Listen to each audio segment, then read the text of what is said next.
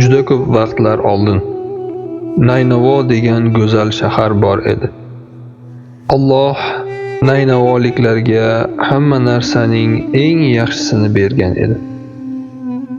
Eng chiroyli uylar, xushbo'y atirgullar va eng shirin mevalar.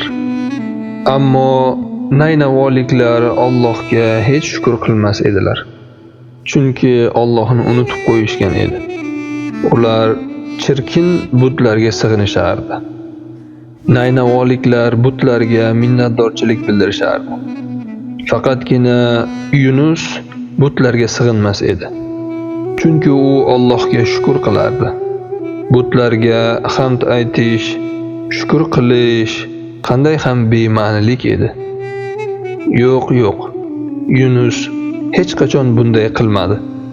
Alloh taolo Yunusga bir vazifa berdi.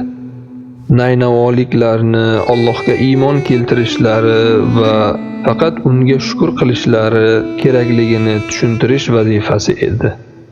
Bu qiyin vazifa edi. Butlarning sizlarga bir foydasi yo'q, dedi Yunus.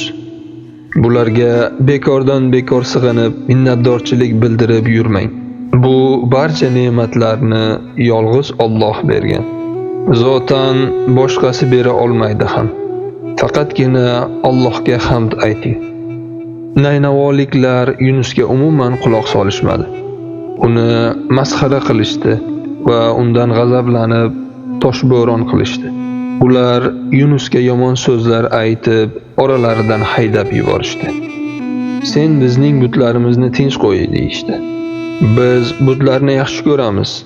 Hamma narsani bizga ular berishgan. Yo'q, dedi Yunus. Men Alloh taoloni sizlarning ichingizdan tanlab olgan elchisiman. Men payg'ambarman. Menga quloq soling.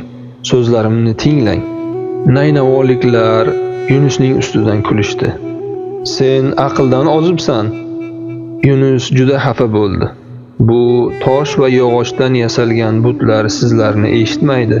Ular sizlarni hatto ko'rmaydilar ham. Agar shunday qilishda davom etaversangiz, Alloh sizlarni jazolaydi. Jim bo'l, gapirma, deyishdi Naynavoliklar. Yunus ularni Allohga iymon keltirishlari uchun ko'p yillar davomida harakat qildi. Ular butlarga sig'inishda davom etsalar, Alloh ularga balo yog'dirishini aytdi. Lek hech kim unga quloq solmadi. Uning ogohlantirishlariga beparvo bo'lishdi. Va kunlarning birida u Naynavo shahridan ketishga qaror qildi. Lekin u xato qilayotgandi. U Allohning amrini kutmasdan Naynavo shahridan chiqib ketdi.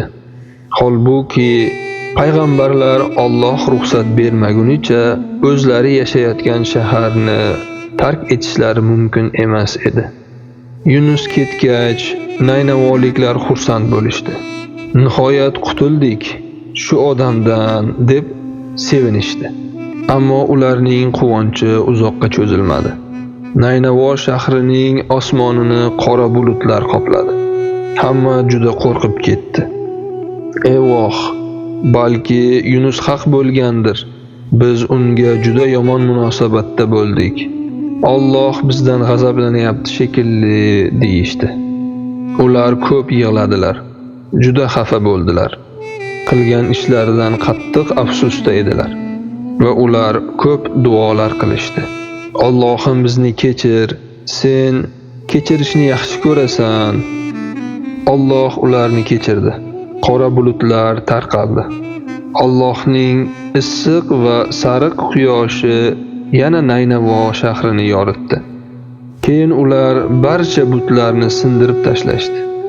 Ammo Yunus qayerda edi? Yunus bir kemaga chiqqan edi.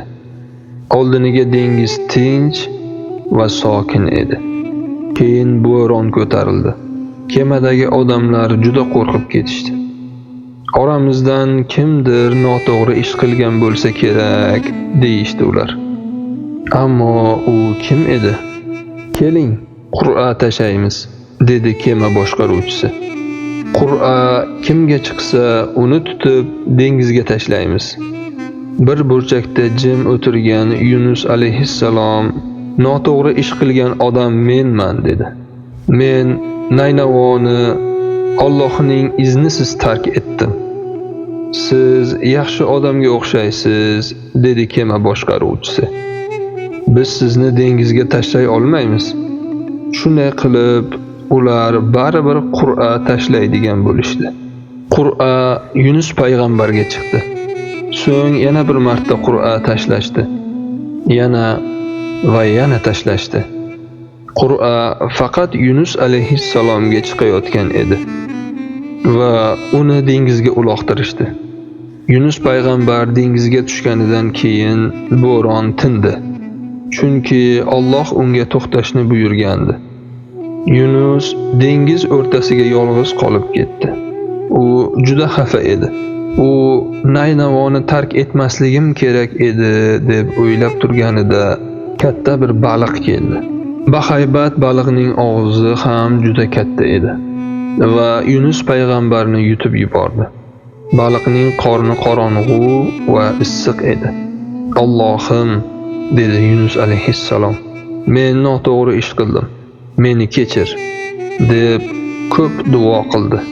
Alloh Yunus payg'ambarni kechirdi. Chunki Alloh kechirim so'raganlarni kechirishni yaxshi ko'radi. Ulkan baliq xuddi suv osti kemasiga o'xshardi. U Yunusni Naynavoga olib keldi. Naynavoliklar uni ko'rib juda xursand bo'lishdi. Yunus payg'ambar ham ularni ko'rib juda sevindi. Naynavoliklar butlarni sindirishgandi. Chunki endi ularga sig'inishmayotgan edilar. Chiroyli uylar, xushbo'y atirgullar va eng shirin mevalar uchun endi faqat Allohga shukr qilishardi.